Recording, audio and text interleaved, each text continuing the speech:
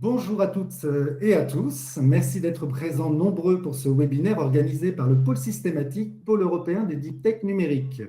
Je suis Bastien Villebrun, notamment coordinateur de notre groupe de travail sur la décarbonation et le numérique frugal.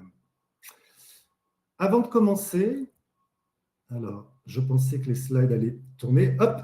Avant de commencer, j'aimerais rappeler quelques points concernant le déroulement de ce webinaire. Utilisez le chat pour échanger entre vous si vous le souhaitez. En revanche, interrogez nos intervenants via l'onglet Questions en bas à droite de votre écran. Je poserai vos questions en fin de session aux intervenants.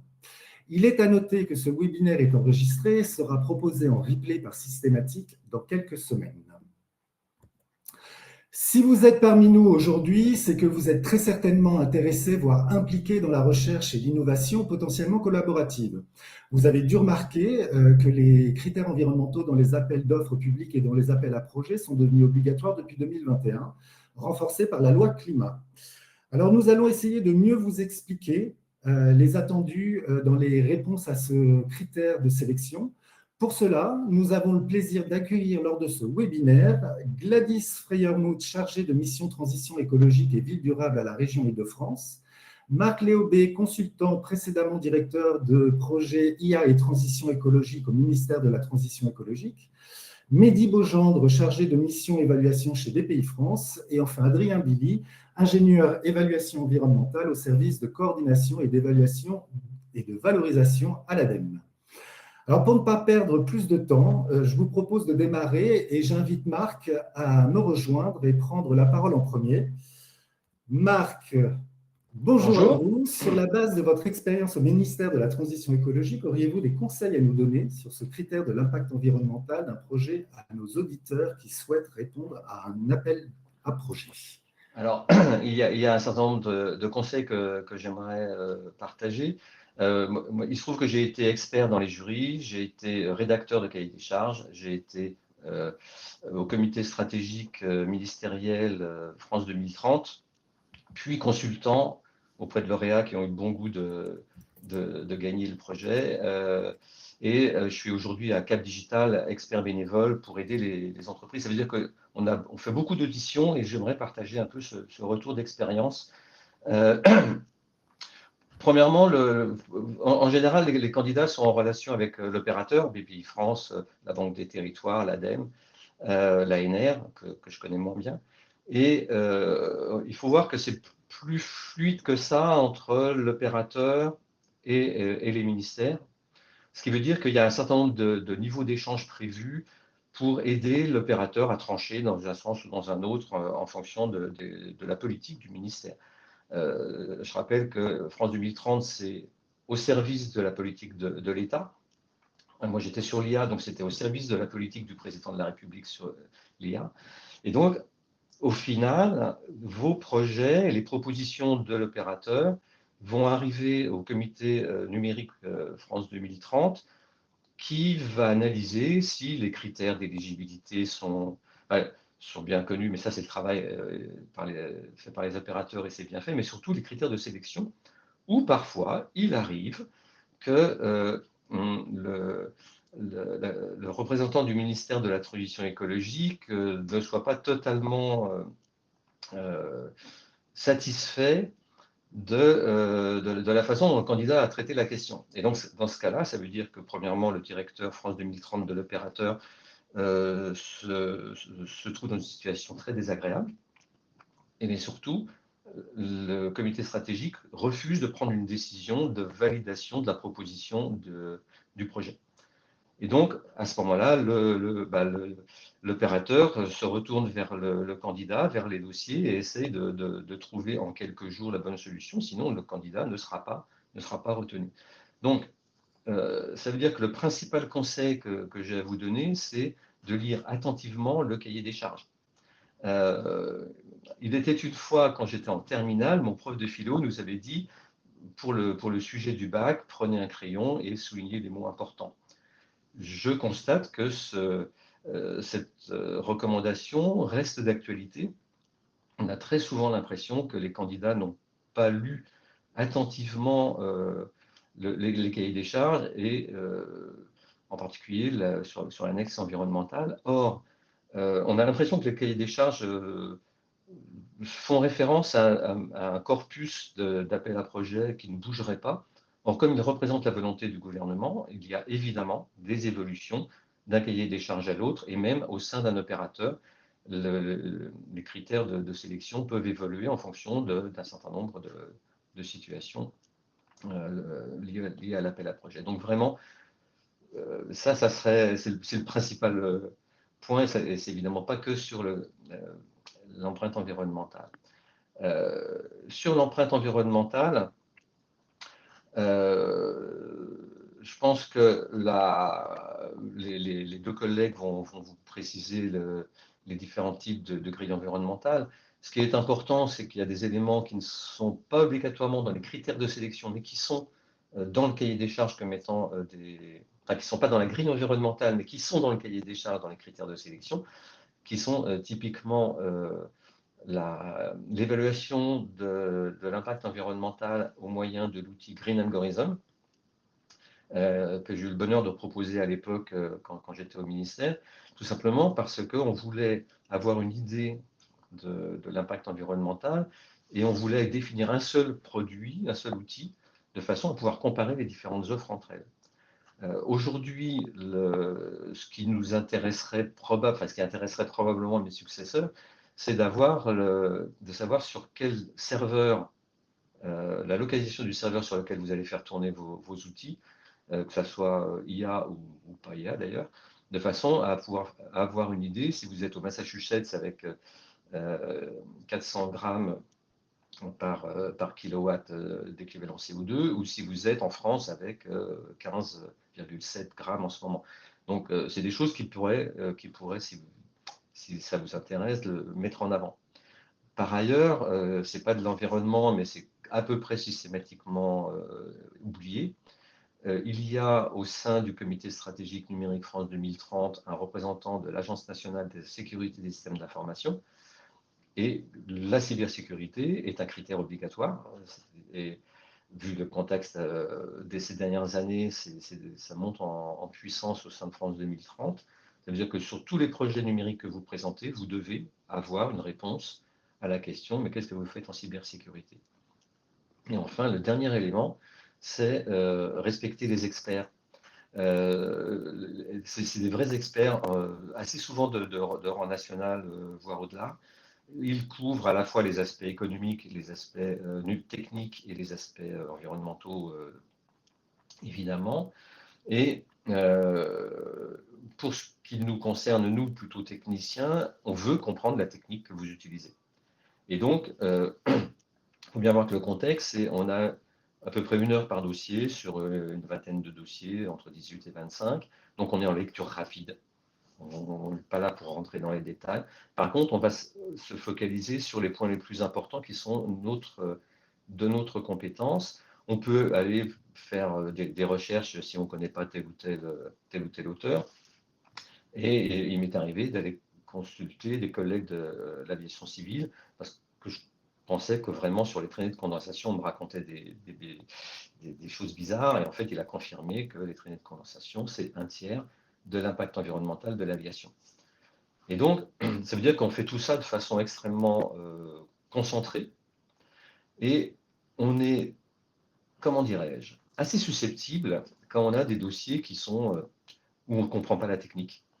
Même s'il y a un label soutenu par l'école polytechnique qu'on a eu récemment, si on ne sait pas quelle technique c'est, ben, on ne peut pas retenir le dossier. On va demander à l'opérateur des éléments, mais on ne sait pas.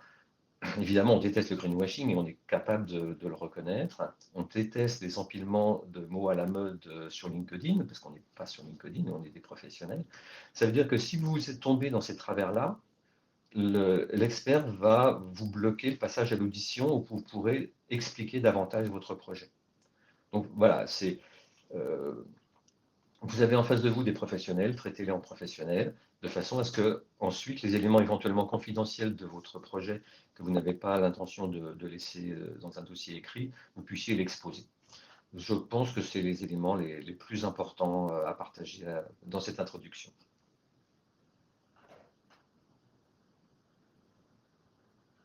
Merci beaucoup, Marc, très efficace. pour, pour le coup, en tout cas, on retient. Hein, l'idée, c'est que bah, le critère, mine de rien, il y a une partie un peu subjective parce qu'effectivement, en fonction des experts qu'on a en face, ils vont peut-être pas réagir de la même manière. Toutefois, si j'ai bien compris, le meilleur moyen d'aplanir cet effet, c'est d'être, je dirais, sérieux dans sa réponse, bien expliquer ce qu'on veut faire en étant le plus objectif possible sur l'impact éventuel que peut avoir le projet sur l'environnement. Oui, c'est pas des business angels. Donc ça change le discours par rapport à ce qu'on peut faire dans des séances de pitch, etc. Bah, merci beaucoup Marc. Du coup, je vais inviter maintenant Gladys à nous rejoindre. Merci Marc, on vous retrouve un peu plus tard. Gladys qui travaille à la région Île-de-France et qui va venir, qui est donc un de ces guichets de financement que vous devez tous connaître. Alors là, c'est la région Île-de-France, mais enfin, il y a des programmes dans toutes les régions. On trouvait ça intéressant de savoir comment une région appréhendait ce critère de l'impact d'un projet sur l'environnement. Gladys, c'est à vous. Oui, merci Bastien. Bonjour à tous. Donc, je suis Gladys Freyermuth et je suis responsable du service ESS et accompagnement des entreprises aux transitions à la région Île-de-France. Je vais pour ma part donc vous parler du sujet prise en compte du critère environnemental dans les appels à projets de développement économique et d'innovation de la région. Donc, peut-être en introduction, vous dire que le positionnement de la région actuellement vis-à-vis de ces thématiques-là, ça va être d'inviter les entreprises à montrer dans leur dossier qu'elles prennent en compte ces enjeux et à nous décrire voilà, qu'elles sont conscientes de ces enjeux, qu'elles les adressent de façon crédible et de nous donner voilà, des éléments qui permettent en fait de qualifier la façon dont elles l'adressent. On va être sur une logique de questionnement, c'est-à-dire que dans presque tous nos appels, on va demander effectivement aux dirigeants de savoir où ils en sont, comment ils adressent ces enjeux, et ensuite on va être dans une logique d'incitation et d'accompagnement. Alors, plus concrètement, la façon dont on va inciter les entreprises et les accompagner, ça va prendre différentes formes. Par exemple, pour nos outils, pour nos appels à projets qui accompagnent les stratégies de croissance des PME-TPE, comme PME et TPE, on va en fait prochainement lancer un outil d'autodiagnostic et de sensibilisation à la transition écologique, à la RSE. Donc voilà, l'idée, ça va être de pouvoir, au moment où l'entreprise dépose sa candidature, elle a accès à tout un questionnement, à un certain nombre de questions qui lui donnent déjà des clés sur un plan d'action. Ces éléments ne vont pas vont nous permettre d'avoir une photo à un moment donné de la façon dont elle adresse la transition écologique au moment de sa candidature. Ça ne va pas être retenu en tant que critère, mais en revanche, ça va être voilà, un point de départ. Et ce qui va être intéressant pour elle, c'est que ça va lui donner des pistes de clés concrètes de ce que d'autres ont fait, de ce qui fonctionne pour adresser voilà, des enjeux d'atténuation du changement climatique, d'adaptation au changement climatique, d'économie circulaire, de gestion de l'eau, de biodiversité. Enfin voilà, sur des thématiques qui sont, on va dire, qui couvrent tous les volets de la transition écologique du point de vue de l'impact qu'une entreprise peut avoir. À noter aussi que pour nous, on est dans une logique de bien pouvoir mesurer ça dans la mesure où on est aussi soumis au budget vert des collectivités territoriales qui nous invitent à vraiment pouvoir qualifier, savoir voilà, nos dépenses d'investissement, nos projets soutenus, quel impact ils ont. Donc, on doit, nous aussi, reporter sur la façon dont ils ont un impact. Donc, c'est aussi cette logique-là, évidemment, qui nous guide dans la façon d'adresser ces sujets. Et donc, ce qui est aussi intéressant de dire, c'est que comme on a cette compétence de développement économique, on l'utilise aussi pour accompagner les entreprises à justement implémenter ces plans d'action et ces pistes d'idées concrètes. Donc, on déploie des programmes d'accompagnement, type programme de sensibilisation et de co-développement à la transition écologique. Ce type de programme collectif qu'on lance une fois par an, il faut savoir que c'est entièrement pris en charge par la région, c'est gratuit pour les TPE-PME. L'idée, c'est vraiment d'aider, d'accompagner sur une mise en action et une priorisation, d'aider chaque entreprise, chaque TPE-PME à prioriser quels sont ces chantiers de transition écologique les plus prioritaires en fonction de son secteur d'activité, de ses enjeux spécifiques. Évidemment, il y a évidemment des plans d'action qui sont différents suivant les cas.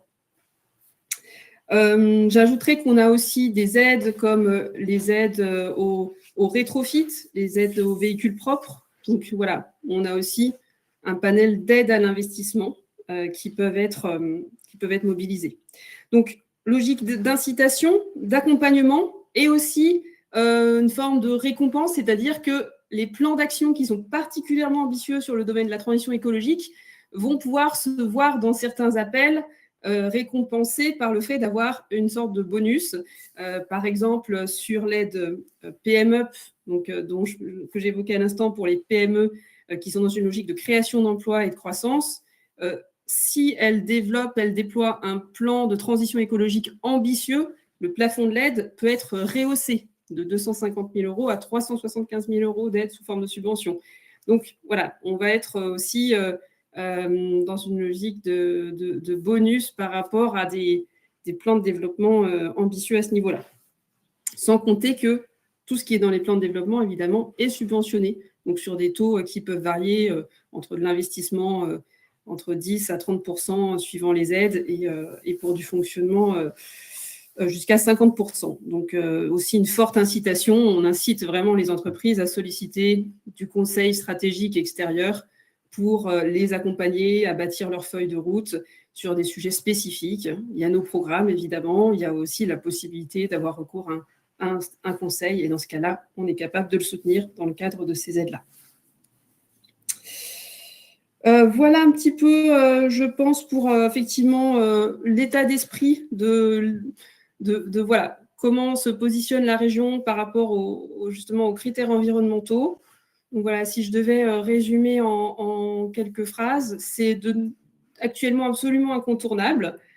On pose systématiquement la question, on invite les entreprises à vraiment se projeter sur des pistes d'action, de dépenses concrètes au niveau de leur projet pour adresser ces enjeux, et du coup, on les accompagne pour effectivement identifier quoi faire et effectivement voilà, les soutenir au niveau des dépenses pour la mise en œuvre de ces actions.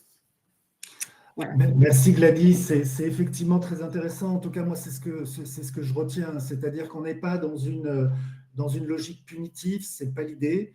Ce n'est pas parce qu'il y a un critère qui dit quel est l'impact de votre projet sur l'environnement qu'il faut forcément avoir des sueurs froides en lisant ce critère et se dire « oulala, comment je vais m'en sortir ?» Là, on est vraiment, enfin en tout cas moi c'est ce que je comprends, on est vraiment dans une logique incitatrice, d'accompagnement, pas du tout punitive. Mais par contre, l'objectif, il est bien là, il est d'aller vers un développement qui soit plus durable. Absolument. Eh ben, c'est parfait. Merci beaucoup, Gladys. Pareil, on vous retrouvera un peu plus tard pour la session questions-réponses. On va maintenant monter d'un cran, alors pas en termes d'importance, mais en termes de financement peut-être, puisqu'on invite Mehdi Beaugendre à nous rejoindre de BPI France. Qui va nous parler, parce qu'il en existe quand même des grilles d'impact environnementaux, et ces grilles, Mehdi va un peu nous expliquer comment elles fonctionnent, dans quel contexte on peut être amené à répondre à ces grilles. Mehdi ? Oui, Parfait. Donc, bonjour à toutes et à tous. Je me présente, Mehdi Beaugendre, chargé de mission et évaluation au sein de la direction de l'expertise de BPI France. La direction de l'expertise est la direction qui est en charge le déploiement des appels à projets du plan France 2030. Donc, dans le cadre de cette présentation, je vais pour ma part vous présenter la grille des impacts environnementaux qui est utilisée pour analyser la performance environnementale des projets dans le cadre des appels à projets du plan France 2030. Donc, je vais vous rappeler très rapidement les principes de fonctionnement de cette grille, comment est-ce qu'elle est structurée, quels sont les points d'attention à avoir, ainsi que les ressources qui sont à votre disposition en tant que porteur de projet pour pouvoir la compléter. Donc, sur les principes de fonctionnement de cette grille, il faut savoir que cette grille d'impact, elle est fondée sur le principe DNSH. France 2030 intègre le principe DNSH qui est au cœur de la stratégie de développement durable de l'Union européenne et intégré à la taxonomie européenne. Ce principe DNSH impose aux acteurs économiques de ne causer aucun préjudice important aux 6 objectifs environnementaux suivants. Donc, l'atténuation et l'adaptation au changement climatique, l'utilisation durable et protection des ressources aquatiques et marines, la transition vers une économie circulaire, la prévention et réduction de la pollution, ainsi que la protection et la restauration de la biodiversité. Donc, c'est un principe assez important qui va structurer la grille d'impact environnementaux pour les porteurs de projets lorsqu'ils vont candidater aux appels à projets de France 2030. Donc, je continue sur les principes de cette grille avant de vous montrer comment est-ce qu'elle est structurée. Donc, la grille d'impact, elle est utilisée durant la phase d'instruction de suivi lorsqu'un porteur de projet a déposé en fait son dossier suite à une candidature en appel à projet. Elle permet de bien vérifier le respect du principe DNSH au sens de la taxonomie européenne notamment. Cette grille d'impact, elle est remplie par le porteur de projet. Il s'agit d'une autodéclaration au moment du dépôt de la candidature. Lorsqu'un projet est lauréat et donc son projet est en cours, en phase de suivi, cette grille d'impact est également utilisée par nos chargés de suivi pour analyser le bon déroulement du projet. Dans cette grille d'impact, il y a à la fois une approche avec une analyse qualitative, mais également une analyse quantitative sur les 6 objectifs environnementaux que je vous ai cités précédemment.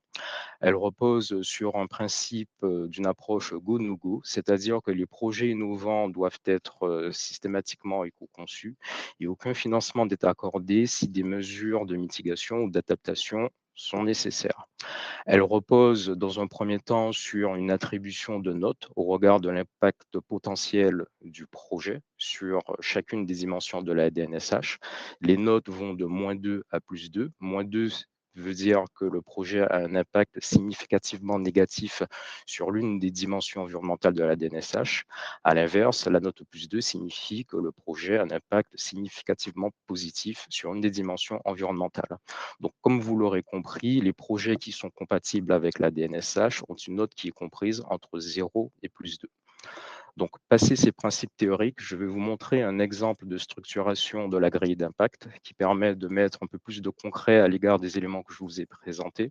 Donc, à votre gauche, vous avez les différents axes environnementaux qui s'appuient sur les objectifs en fait de la DNSH. Donc, il est demandé aux porteurs de projet de pouvoir indiquer une note sur chacun de ces axes, la note allant de -2 à +2. Lorsqu'il y a le renseignement d'une note, il est demandé pour chaque porteur de projet de pouvoir expliquer et justifier la note qu'il a renseignée. Par exemple, sur l'axe atténuation au changement climatique, si un porteur indique la note +2, ce qui signifie que son projet a un impact significatif sur cet axe, il est attendu une justification pour pouvoir démontrer et expliquer pourquoi est-ce qu'il y a cet impact significatif. Donc, il y a donc dans un premier temps cette notation sur chacun de ces axes, puis dans un deuxième temps, en fonction des axes, il peut être demandé une analyse quantitative, comme je le disais précédemment, qui se traduit par le renseignement d'une métrique. Et donc, en fonction de chacun des axes, il peut y avoir le renseignement d'une métrique. Sur l'axe atténuation changement climatique, euh, il y a le renseignement d'une métrique émissions de gaz à effet de serre évitées, la production d'électricité ou de chaleur renouvelable grâce au projet, la consommation d'énergie liée au projet. Donc là, en plus de l'analyse qualitative, là, c'est une analyse quantitative qui permet de mettre des éléments concrets, un argumentaire concret pour démontrer la plus-value environnementale du projet à l'égard de chacun de ces axes. Les autres métriques qui sont utilisées concernent l'axe lié à la gestion des ressources en eau marine, notamment la consommation en eau du projet. Et puis sur la transition vers une économie circulaire, il est également demandé en termes de métriques la consommation des ressources du projet et le volume de déchets produits par le projet. Donc, j'attire votre attention sur les métriques qui sont demandées afin de pouvoir également bien les justifier. Il ne suffit pas uniquement de mettre une métrique quantitative, il s'agit aussi de pouvoir justifier, expliquer quelles sont vos hypothèses de calcul, quelles sont vos sources de données, afin que l'instructeur puisse comprendre en fait la métrique que vous avez renseignée. Donc ça, c'est un point qui est assez important et sur lequel je me permets d'insister. Et par la suite, cette métrique qui est renseignée, bien évidemment, c'est une métrique théorique, elle est en valeur cible, ce sont les objectifs en fait les escomptés que le porteur en fait identifie. Une fois que le projet est lauréatisé, ces métriques sont actualisées en fonction du déroulement du projet, jusqu'à ce qu'on arrive à la fin du projet où le porteur, cette fois-ci, va indiquer les valeurs réelles de son projet sur les métriques qui ont été renseignées. Et pour vous aider à renseigner cette grille d'impact, vous trouverez plusieurs ressources à votre disposition, notamment dans les dossiers de candidature des appels à projets France 2030 sur le périmètre de BPI France. Nous avons mis à disposition un guide pour tout porteur de projet souhaitant renseigner cette grille. Donc, ce guide reprend les éléments que je vous ai présentés en allant effectivement aussi un cran un peu plus loin sur les principes de fonctionnement de la grille d'impact. Deuxièmement, cette grille d'impact, elle a été dématérialisée. Ce n'est pas un fichier Excel afin de pouvoir favoriser aussi les interactions avec les instructeurs s'il y a des questions, s'il y a des modifications. Donc, c'est un support qui est dématérialisé. Et puis, troisièmement, il y a un outil que nous avons développé, plus particulièrement sur la métrique des GES évités. Il s'agit d'un outil de calcul qui vise à pouvoir faciliter la définition d'une estimation des gaz à effet de serre évités à l'égard du projet qui est soumis. Donc, c'est un outil de calcul qui permet de définir un scénario de référence, qui permet de structurer les différentes étapes de calcul en définissant des hypothèses temporelles, des hypothèses de commercialisation, afin de pouvoir avoir un calcul de GSIVT qui s'appuie sur des hypothèses communes et qui peut être plus facilement challengé et analysé par nos instructeurs. Donc, voici ce que je vous souhaitais vous partager sur la grille des impacts environnementaux sur le périmètre des appels à projets France 2030 de BPI France. Merci beaucoup, Mehdi. Hyper efficace. Je m'attendais à ce que ça prenne un peu plus de temps. Je vais me permettre, moi, une question, juste parce que j'ai peut-être pas suffisamment écouté. Euh, Cette grille, elle va être remplie par tout porteur de projet qui dépose un projet à la BPI ou il y a quand même une graduation, je dirais, qui se fait chez vous? Alors, cette grille, elle est complétée en phase de pré-dépôt, donc par tous les porteurs de projets candidatant aux appels à projets de France 2030. Donc, systématiquement, ils doivent renseigner cette grille. Eh ben voilà, j'ai ma réponse. Merci beaucoup, Mehdi. A priori, hyper clair. Pour l'instant, on n'a pas une question. Donc, soit on est extrêmement clair, soit, on attend la fin. Enfin, les auditeurs attendent la fin pour poser leurs questions. En tout cas, merci beaucoup pour cette intervention. Et puis, on va continuer du coup avec Adrien qui va nous rejoindre. Hop. Adrien qui nous vient de l'ADEME. Et à l'ADEME aussi, il y a une grille d'évaluation environnementale qu'il va nous présenter. Bonjour Adrien. J'allais dire ton micro est coupé, mais bon, tu viens de l'ouvrir. Bonjour à Parfait. tous. Merci Bastien pour cette introduction. Pour information, Adrien, tu as un peu plus de temps que ce qu'on avait prévu, puisque tous nos camarades ont été hyper efficaces. Très bien. Je vais quand même essayer de tenir le temps pour que les personnes puissent poser leurs questions, ou du moins de faire le mieux possible. Donc Adrien Belli, je suis ingénieur d'évaluation environnementale à l'ADEME. Je travaille sur tous les sujets d'évaluation environnementale. Et donc aujourd'hui, on va parler des critères environnementaux dans les appels d'offres publics de l'ADEME. Voilà, donc l'évaluation environnementale, les appels à projets de l'ADEME notamment, mais pas que les appels à projets. Alors, comme ça a été évoqué précédemment par Mehdi, il y a un programme qui s'appelle France 2030 dans lequel le BPI est un opérateur d'État, tout comme l'ADEME, mais aussi avec les dépôts et l'ANR. Donc l'ADEME participe donc à ce programme et donc il y a des appels à projets dans le cadre de France 2030 et des cas d'appels à projets en dehors de France 2030. Donc je vais expliquer les deux. Donc pour le cas France 2030, on va être basé sur la grille qu'on appelle annexe 5, mais en fait, c'est son petit nom, de notre côté. Mais c'est la même chose que ce qui vient d'évoquer Mehdi, sur la grille, d'impacts environnementaux, avec les 6 indicateurs des NSH. C'est la même manière, de répondre. Donc ça, c'est le côté France 2030. C'est, comme a évoqué Mehdi, obligatoire, en phase de pré-dépôt ou, de dossier de dépôt. Donc tous les candidats, doivent la remplir. On ne va pas revenir en détail sur l'explication, ça a été très bien présenté précédemment. Ça, c'est ce qui est demandé à minima. Ensuite, ce qui est demandé de plus en plus, soit dans les appels à projets France 2030 ou les autres appels à projets de l'ADEME, qui ne sont pas France 2030, c'est une, méthode qui s'appelle empreinte projet. On va en parler un peu plus en détail, selon différents niveaux de complexité, que je pourrais présenter succinctement. Et parfois, donc que ce soit dans France 2030 ou dans d'autres appels à projets hors France 2030, on demande une autre méthode, plus complexe encore, qui s'appelle l'analyse de cycle de vie. Je vais rentrer plus dans les détails sur ces éléments juste après. Ce que je veux préciser, c'est qu'à chaque fois, ces éléments sont indiqués dans les cahiers des charges de l'appel à projet, comme évoqué Marc au tout début. Donc voilà. Alors si je passe la slide après, ce sera mieux. Donc côté France 2030, comme ça a été évoqué, on cherche à évaluer l'impact potentiel d'un projet sur l'environnement, qualitativement, donc avec l'impact des NSH. Et dans la mesure du possible, on cherche à avoir aussi des valeurs quantitatives. Donc comment s'est effectuée cette valeur quantitative?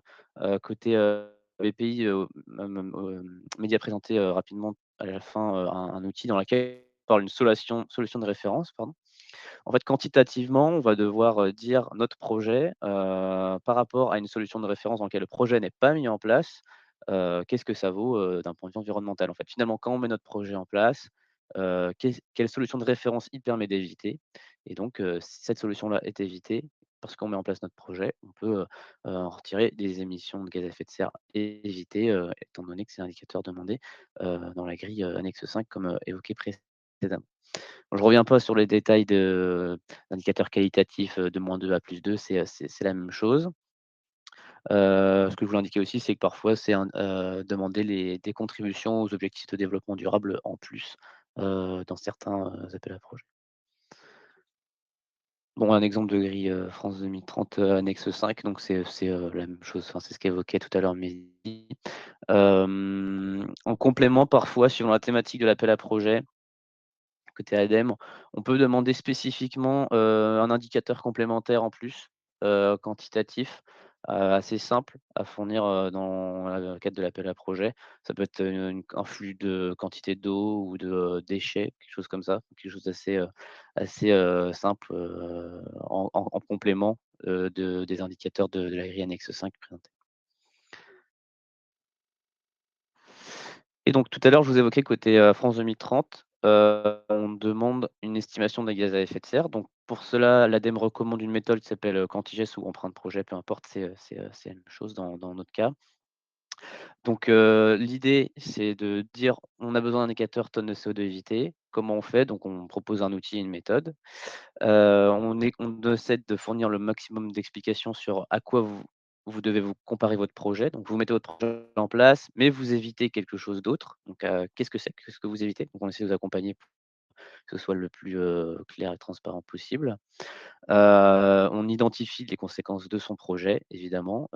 Quand on met un projet en place numérique, je sais pas, on va avoir besoin de serveurs, d'infrastructures et cetera. Mais de l'autre côté, ça va éviter quelque chose d'autre et c'est quelque chose, il avait eu lui aussi des conséquences sur l'environnement qu'on évite. Et à la fin, donc on a une estimation de gaz à effet de serre, des graphiques et cetera et valeurs qu'on peut retransmettre dans la grille, annexe 5. Ça, c'est, pour avoir, du coup, l'indicateur tonne de CO2 évité, suivre une méthodologie, un outil, en particulier, donc à l'ADEME on en a un et comme présenté Mehdi, ils ont aussi un outil. Ça, c'était côté France 2030. Maintenant, si on parle un peu plus loin, ça, c'est les éléments un petit peu, standards, minimaux, enfin, ce qu'évoquait tout à l'heure, donc en phase de pré-dépôt, hein, ce qui est demandé à peu près ce qui est demandé tout le temps et après, parfois, en fonction des cas et ben, on peut aller plus loin. Donc là, je vous ai mis, des exemples, à droite d'appels à projets thématiques sur lesquels on peut aller plus loin. Donc en fait, la méthode que j'ai présentée précédemment, ça correspond ici sur le petit schéma où vous avez, des petits escaliers au niveau 2 là, monocritère carbone, c'est-à-dire avoir une estimation de tonnes de CO2 évitées. Mais en soi, on peut aller plus loin, on peut avoir d'autres indicateurs, par exemple des ressources, minérales évitées, des quantités d'eau, de l'énergie et cetera. On peut en avoir, plein d'autres, des indicateurs. Et donc, vous comprenez rapidement que plus on va avoir d'indicateurs, plus ça va être, complexe et long.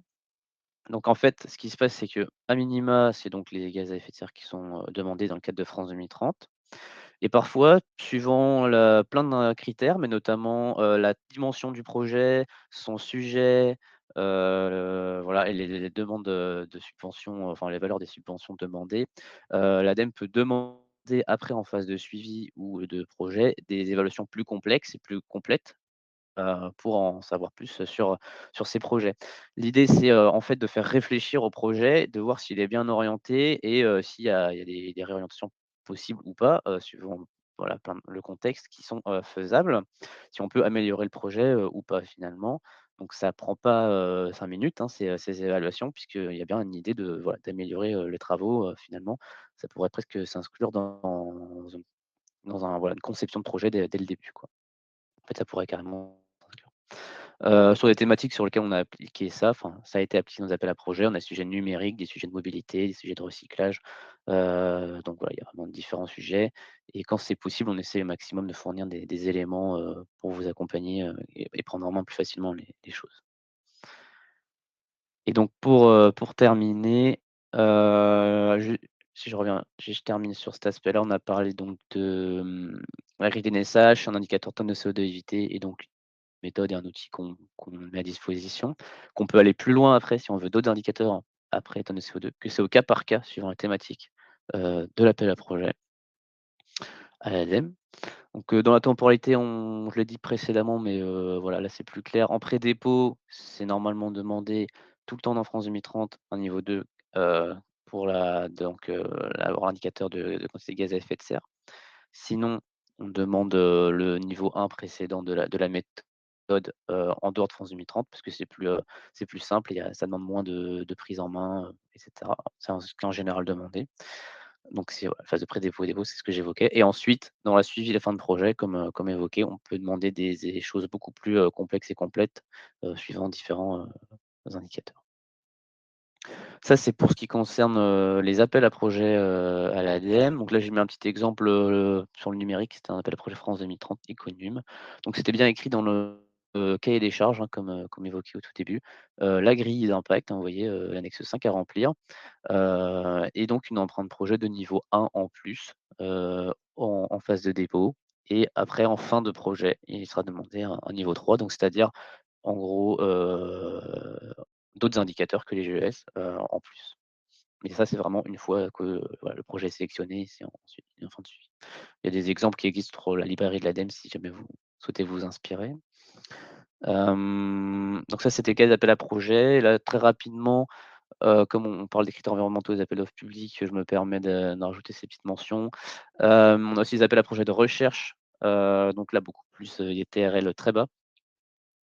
Donc là, on demande, pas la grille, annexe 5, Par contre, on peut demander la même méthode, donc qui s'appelle empreinte projet, mais plutôt au niveau, très bas, très niveau, qualitatif, pour avoir, bah, voilà, une prise de recul du projet de recherche, et comme je disais tout à l'heure, une réflexion sur tout ce qui est réorientation, éviter au maximum le greenwashing, réfléchir au nouveau marché et cetera, qu'il pourrait avoir.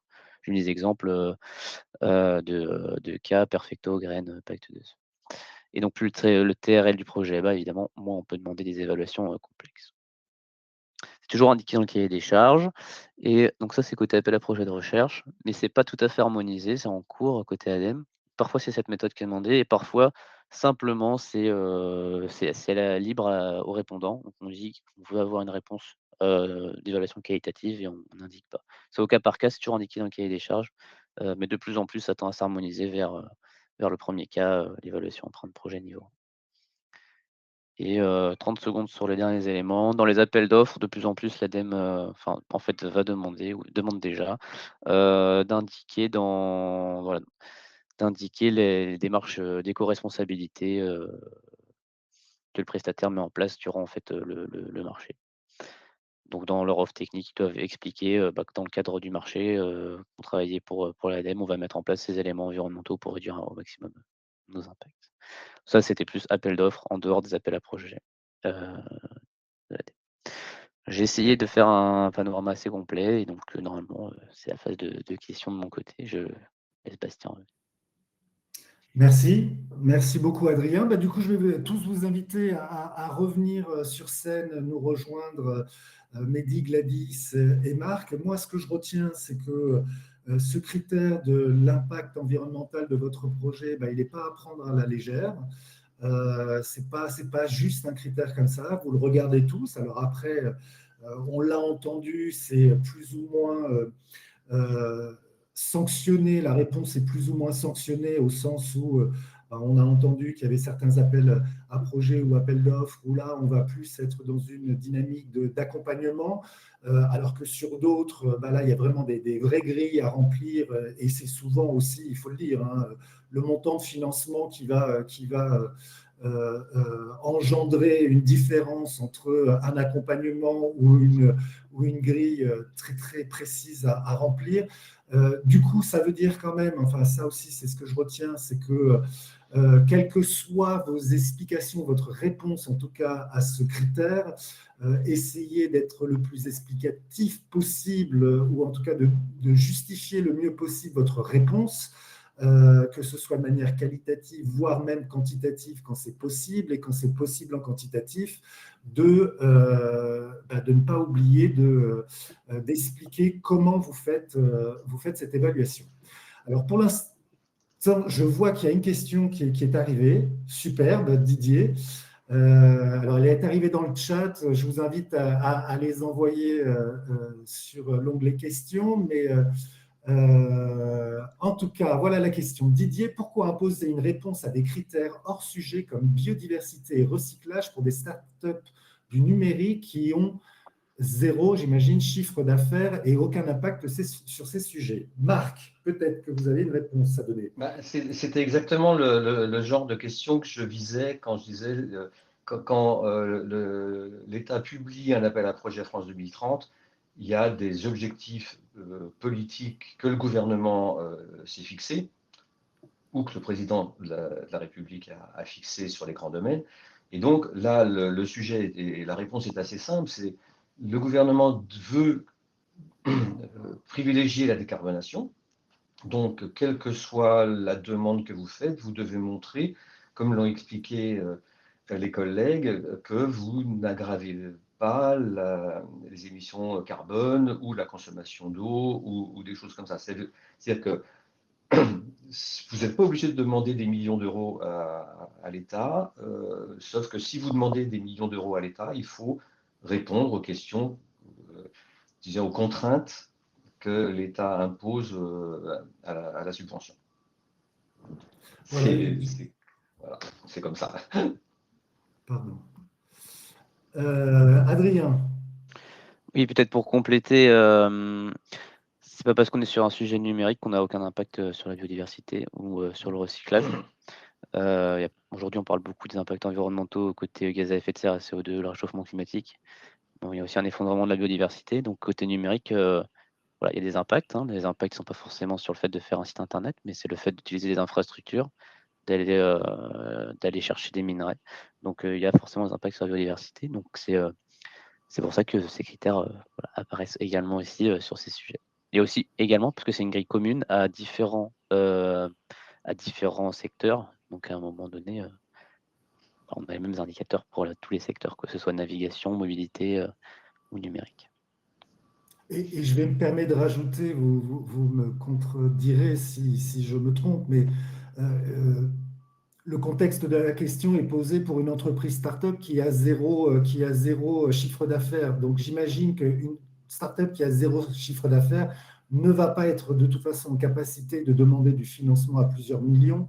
On va se retrouver sur des appels à projets plus bas. Et là, on va être plus dans le cas que Gladys nous expliquait, d'accompagnement peut-être plus que d'être dans une démarche punitive. Marc, je vous vois lever le doigt.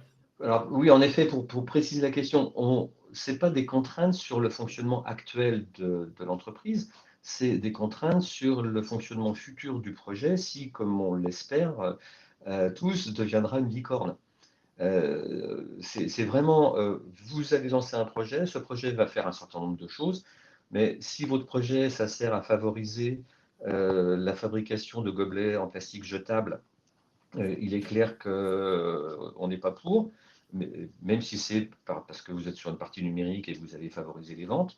Donc c'est vraiment votre projet va avoir des conséquences sur les différents segments de l'environnement, parfois nul, dans ce cas-là vous mettez 0, c'est très simple, mais en général on voit que ce n'est pas toujours aussi évident que ça.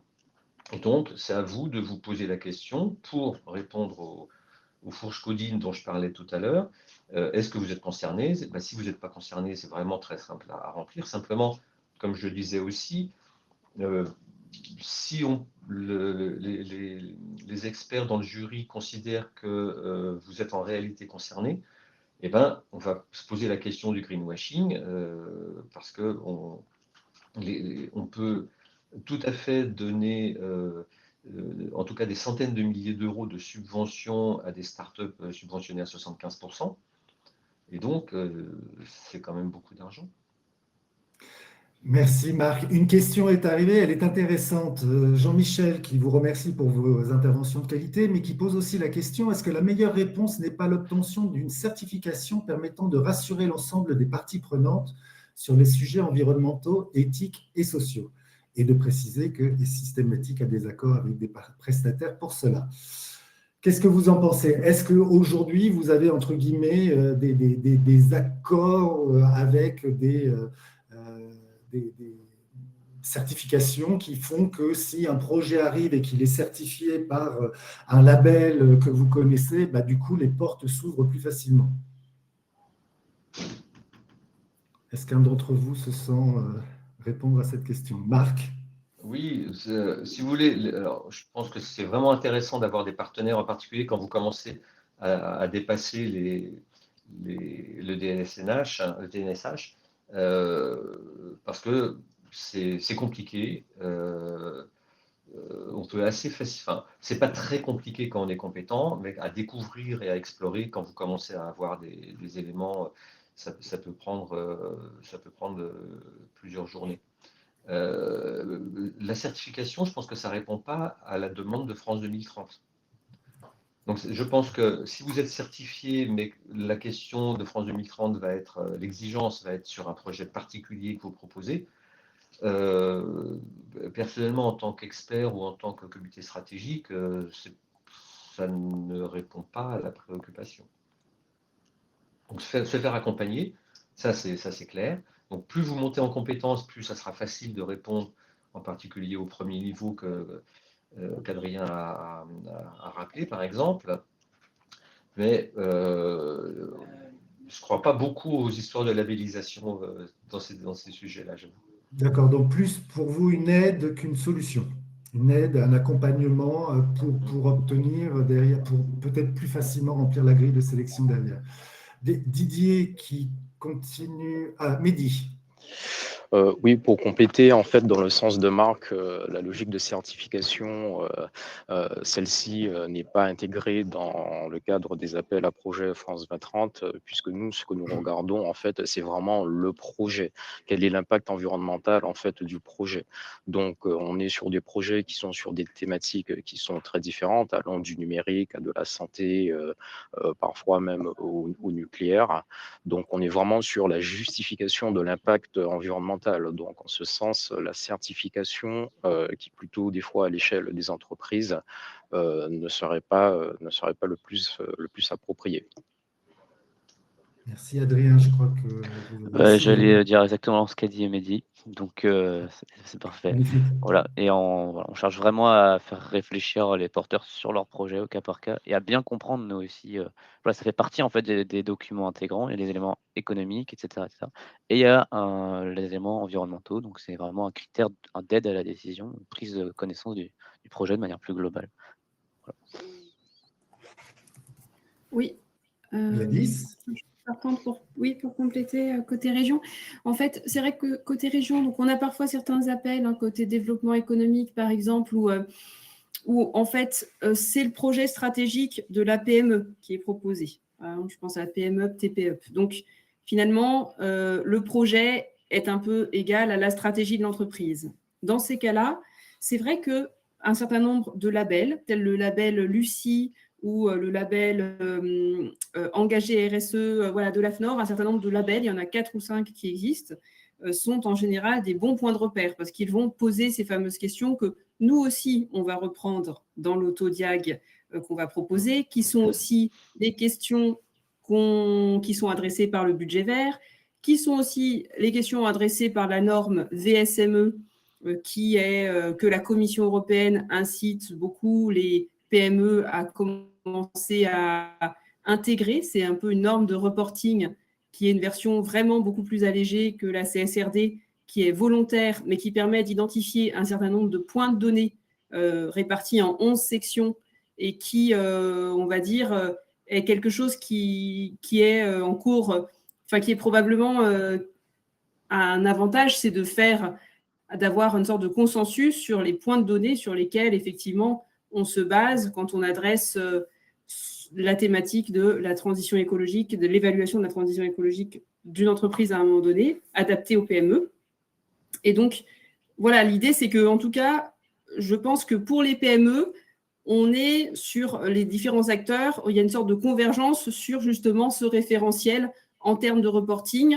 L'idée étant d'éviter de demander à une PME, suivant les guichets où elle se présente, des questions qui ne sont pas tout à fait les mêmes et qu'elle perde un temps fou à effectivement réunir les données pour compléter ces diags.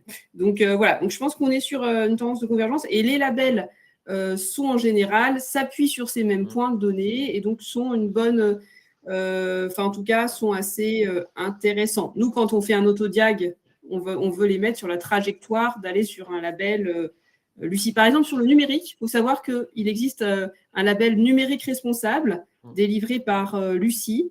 Il existe depuis quelques années et la région Île-de-France, avec les fonds FEDER, accompagne un programme délivré par Cap Digital où il y a eu 2 cohortes de PME start-up du numérique qui ont suivi un programme collectif, les amenant pour les plus engagées d'entre elles jusqu'au niveau 1 de la certification numérique responsable délivrée par l'agence Lucie.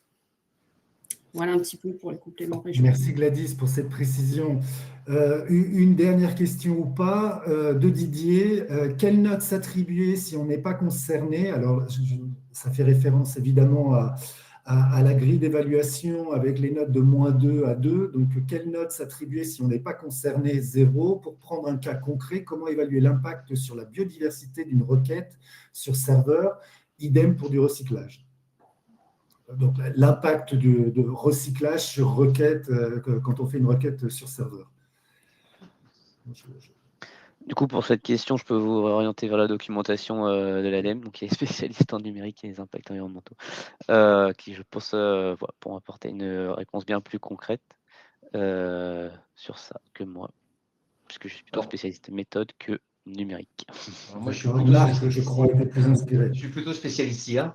Et en fait, la question d'une inférence n'existe pas. C'est-à-dire que c'est quelque chose qui fait probablement moins d'un milligramme équivalent CO2. Donc, ça, vraiment, c'est négligeable. Simplement, si vous faites un projet, ce n'est pas pour avoir une inférence. Et donc, ce qu'on va demander aujourd'hui en analyse de cycle de vie sur des projets France 2030 que je suis en train de faire, la question, c'est quel type d'inférence? C'est de la vidéo, c'est du texte, c'est de l'image. Et donc, on va commencer c'est pour ça qu'il y a Green Algorithm.